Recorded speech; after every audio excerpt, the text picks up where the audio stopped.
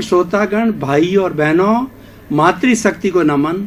Channel 24+ news के खास विशेष जीवन को शांति देने वाला, जीवन को आनंद देने वाला, स्वास्थ्य के टिप्स देने वाला, लाइफ स्टाइल को अच्छा बनाने वाला, धर्म दर्शन की बात करने वाला, आत्मा की बात करने वाला, पुनर्जन्म की बात करने वाला और जीवन को शिक्षा देने वाला पुनरुत्थान कार्यक्रम में आपका हार्दिक स्वागत है, अभिनंदन, सत्कार है। पुनरुत्थान कार्यक्रम में हम प्रतिदिन नए नए विषयों के साथ प्रवेश करते हैं। हर विषय शोधपरक होता है, गहराई लिए होता है, मल्टी डायरेक्शंस होते हैं उसके अंदर, और कई तरह से हम उस विषय को जस्टिफाई करते हैं, उस विषय को समझाते हैं। उसी क्रम के अंदर आज का एक बहुत बड़ा जीवन से जुड़ा हुआ सुंदर विषय है आत्मानुशासन द्वारा जीवन का विकास। भाई और बहनों, दर्शकगण, श्रोतागण, हर इंसान अपने जीवन का विकास करना चाहता है। जो भी सेंसिबल व्यक्ति हो, जब उसको सेंस आती है तो वो सोचता है कि मेरा जीवन अच्छा बनना चाहिए, मेरा व्यक्तित्व विकास होना चाहिए, मेरी पर्सनैलिटी अच्छी बननी चाहिए, समाज के अंदर मेरा स्थान होना चाहिए और मुझे लोग लाइक करें और मैं लोगों के कुछ काम आऊं, मैं परोपकार करूं और मैं एक अच्छी जिंदगी जीऊं, मेरा कोई संसार में आने का अस्तित्व होना चाहिए। ये सारा जो है जीवन विकास से जुड़ा हुआ है।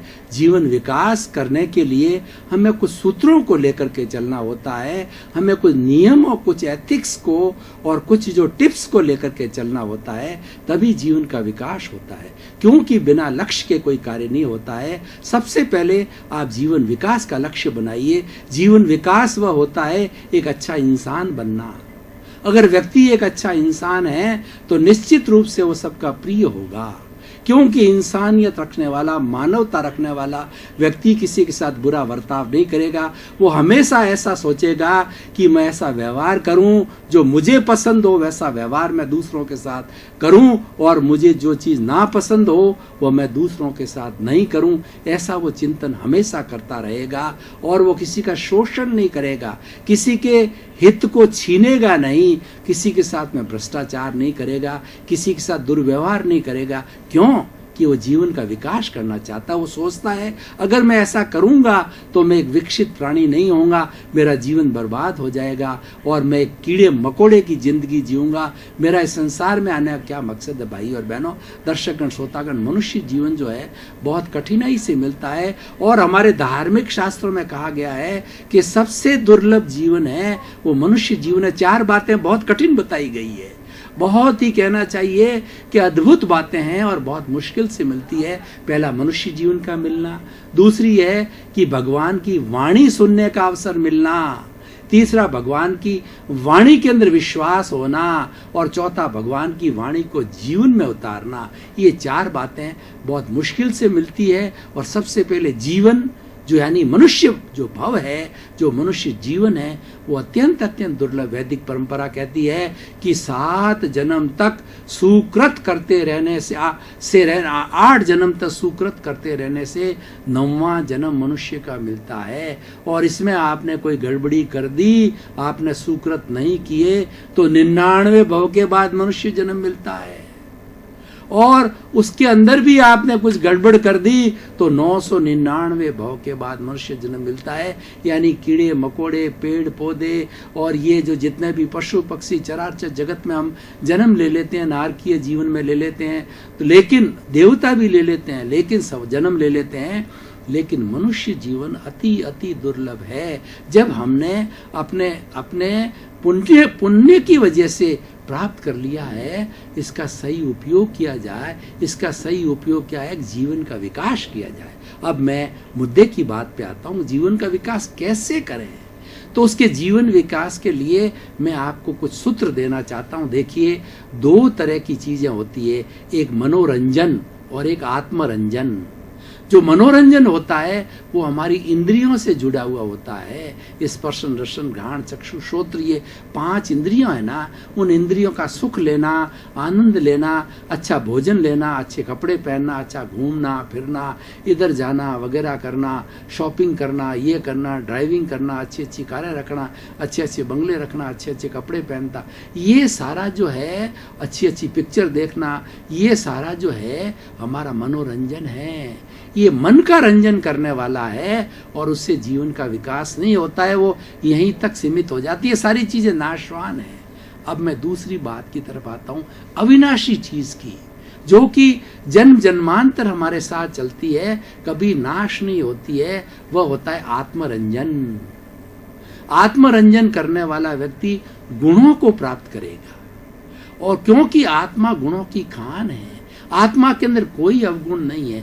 मन में तो अवगुण भरे पड़े हैं। मन के लिए कहा गया है, मन लोभी मन लालची, मन चंचल मन चोर, मन के मते न चालिए, पलक पलक मन और। मन भटकाता है। मन अभी यहाँ बैठा है, कल वो थोड़ी देर में कहता है जाइए सूर्या का जो है समोसा खा लेते हैं, आज ये कर लेते हैं, आज मंडोर घूमने चले जाते हैं, आज वहाँ चले जाते हैं, आज पिकनिक करने चले जाते हैं, ऐसे घुमाता रहता है। लेकिन आत्मरंजन करने वाला वो हमेशा कहेगा कि गुणों को अर्जित करो, अवगुणों को छोड़ो। आत्मरंजन में अवगुण छोड़े जाते हैं, गुणों को धारण किया जाता है। हमारे भीतर जितने जितने दोष होते हैं, उन दोषों का शुद्धिकरण किया जाता है, उन दोषों का शोधन किया जाता है, उन दोषों का ट्रांसफॉर्मेशन किया जाता है, और उन दोषों को छोड़ करके गुणों को भरा जाता है। इसीलिए कहा जाता है कि अपने दोषों को देखो और दूसरे के गुण देखो। दूसरे के दोष नहीं देखने, अवगुण नहीं देखने हैं, क्योंकि मेरे भीतर कितने अवगुण भरे पड़े। अगर मैं दूसरे के अवगुण देखना चालू करूंगा तो मेरे अवगुण बढ़ जाएंगे, मुझे फायदा क्या होगा। इसीलिए कबीरदास जी ने कहा है, बुरा जो देखन मैं चला, बुरा न मिलिया कोई, जो दिल खोजा आपना और मुझसे बुरा न कोई।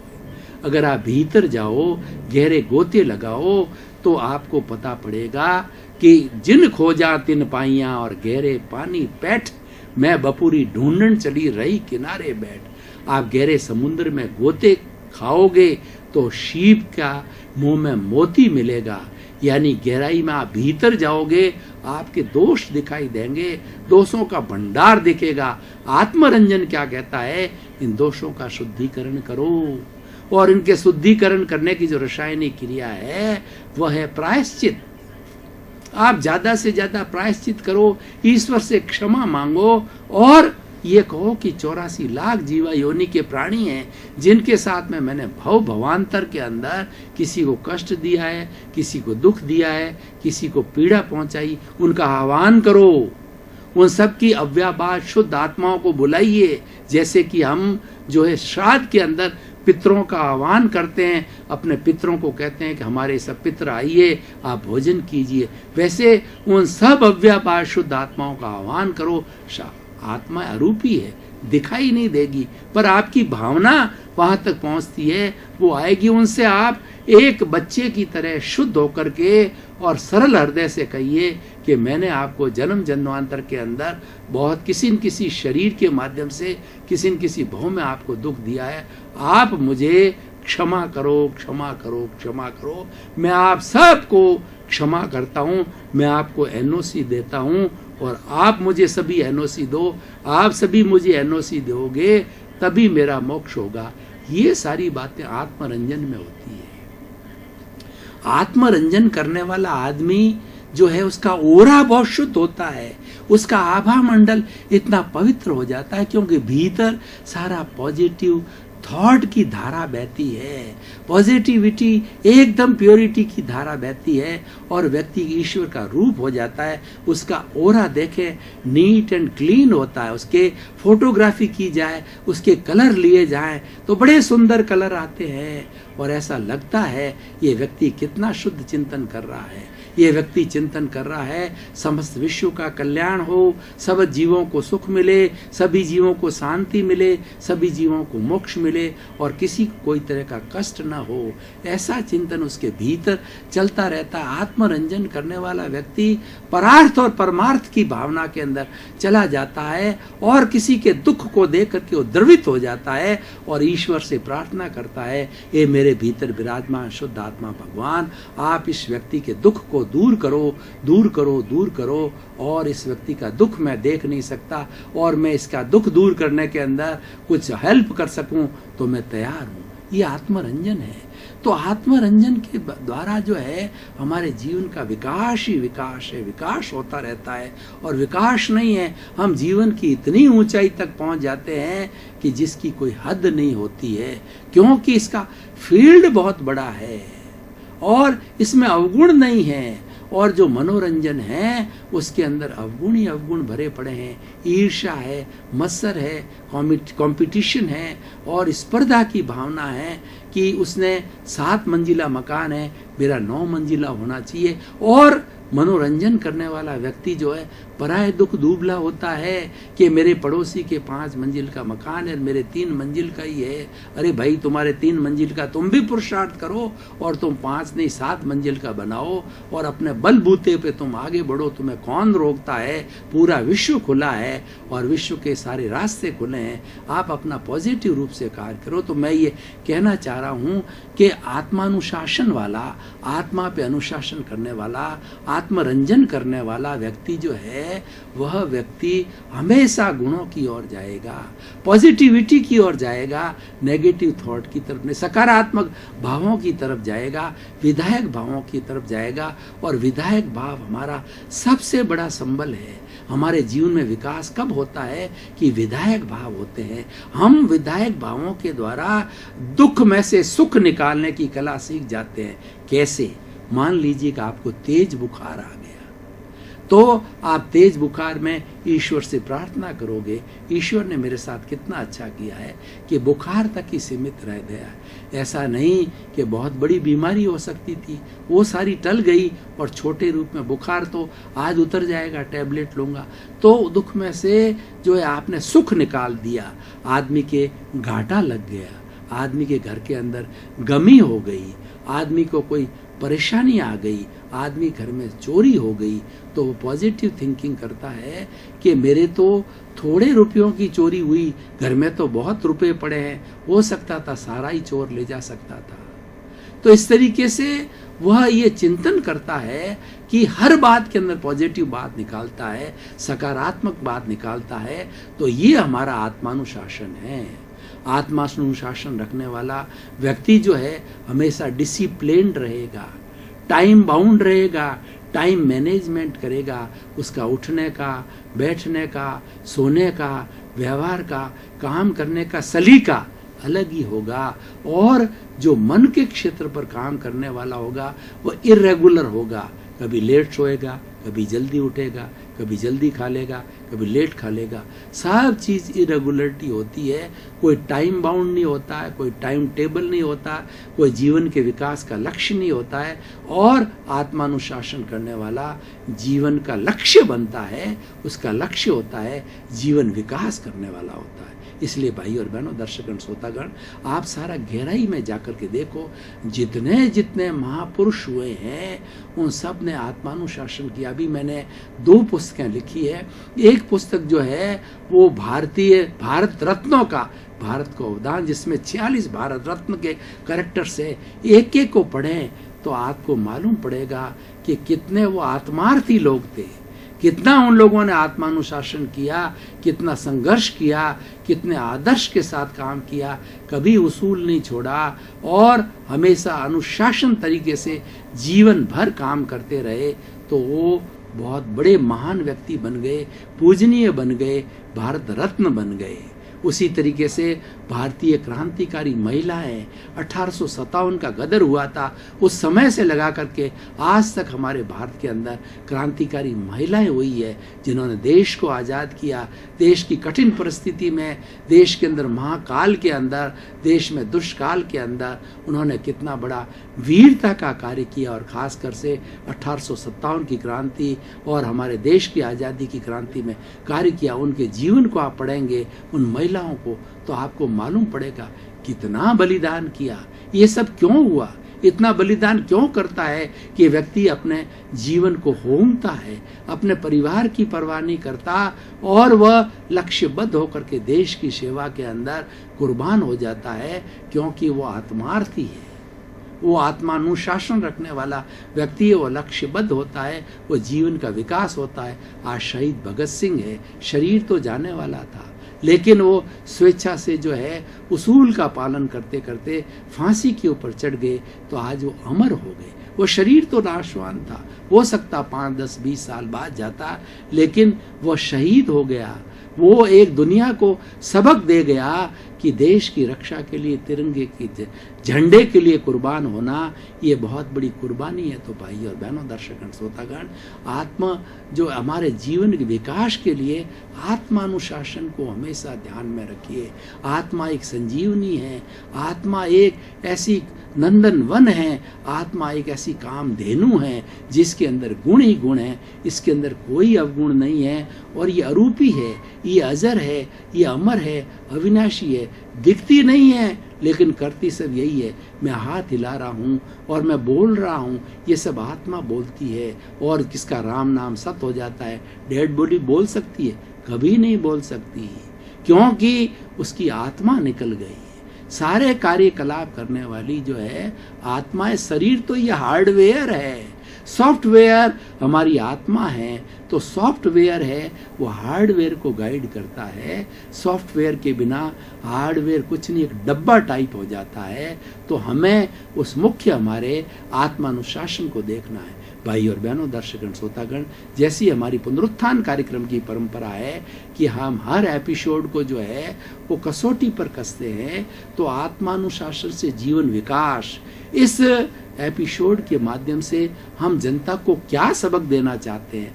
हम सबक ये देना चाहते हैं कि हर वक्त सेल्फ कॉन्फिडेंस रखो। सेल्फ कॉन्फिडेंस आत्मानुशासन है, और जिसके पास में सेल्फ कॉन्फिडेंस है उसको किसी शस्त्र की जरूरत नहीं है, उसको किसी साधन की जरूरत नहीं है, किसी भी परिस्थिति के अंदर विजय होता है। देखिए, हमने 1965 का युद्ध झेला, 1970 का चीन के साथ में और कश्मीर के और पाकिस्तान के साथ बड़े बड़े युद्ध झेले। उनके पास में बड़े बड़े हथियार थे, बड़ी बड़ी तोपें थी, पर उनके साथ सेल्फ कॉन्फिडेंस की कमी थी। उन्होंने कितने कितने बम गिराए, वो हड़बड़ाहट के अंदर वो जो है रेगिस्तान के अंदर बम गिरा दिए गए। और हमारे लोगों ने आत्मविश्वास के साथ के अंदर उनके छक्के छुड़ा दिए। आत्मविश्वास बड़ा होता है, जो व्यक्ति आत्मविश्वास के साथ बोलता है। आज नरेंद्र भाई मोदी को देखो कि जो बोलते हैं पूर्ण आत्मविश्वास के साथ बोलते हैं। और आत्मविश्वास क्यों प्रकट हुआ? कि वो आत्मार्थी है, वो आत्मानुशासन की साधना करते हैं और वो देश हित की बात करते हैं। उनके रोम रोम के अंदर देश हित है, रोम रोम के अंदर देश का विकास है। उनके सामने एक टारगेट है, उनके सामने जीवन का ध्येय है। तो आप अपने जीवन का विकास करना चाहते हो तो आत्मानुशासन की ओर आइए। भाई और बहनों, दर्शकगण, बहुत सुंदर आज का विषय है। आत्मा की जब हम जितनी बात करते हैं हमको सुख ही सुख होता है, क्योंकि आत्मा जो है कामधेनु है। कामधेनु एक ऐसी गाय है जिसके सामने खड़े रह कर के आप जो कुछ भी मनोकांक्षा करोगे वह सब पूर्ण होती है। और आत्मा एक नंदन वन है। नंदन वन ऐसा होता है जिसके अंदर सुंदर सुंदर महक होती है और हमें मालूम होता है किसी हम स्वर्ग के अंदर खड़े हैं। और ये वैतरणी नदी है। वैतरणी नदी जो है उसके अंदर बहुत शीतल शीतल अच्छा अच्छा पानी होता है। तो हमारी आत्मा जो है हमें सुख पहुंचाने वाली है और हमें गंतव्य की ओर पहुंचाने वाली है और हमेशा साथ में रहने वाली है। और यही हमारा लक्षण है। हमें आत्मानुशासन के माध्यम से जो है जीवन का अगर लक्ष्य बना देते हैं कि हम हर फील्ड के अंदर आत्मा को प्राथमिकता देंगे। देखिए हमारे शरीर के अंदर दो चीज़ें हैं, एक तो शरीर है और एक आत्मा है। दोनों का मिला जुला जो है ये हमारा शरीर है। और आत्मा अकेली नहीं रहती, वो किसी न किसी शरीर में रहती है, तभी वो बद्ध आत्मा कहलाती है। और अकेली आत्मा तो सिद्ध बुद्ध मुक्त होती है, जो कि मोक्ष में रहती है। और इस शरीर के अंदर आत्मा रहती है, उसको हम प्राथमिकता देते हैं। वो भगवान है, ये शरीर है, वो एक मंदिर है। इस मंदिर को जो है गंदा नहीं करना चाहिए। गंदा नहीं करने का अर्थ ये है बुरे विचार नहीं रखने चाहिए। बहन बेटी के साथ में किसी का बुरा सोचना, किसी का बुरा हो जाए हिंसा की भावना रखना, क्रोध, अहंकार, माया, मत्सर, ईर्ष्या, जलन, ये सब जो है ये बुरे विचार है। दर्शकगण, श्रोतागण, भाई और बहनों, आपका बहुत बहुत धन्यवाद, साधुवाद, कृतज्ञ। पुनरुत्थान कार्यक्रम को देखते रहिए, हमें बड़ा आनंद आ रहा है। जब हमें आनंद आ रहा है तो निश्चित रूप से आपको आनंद आएगा।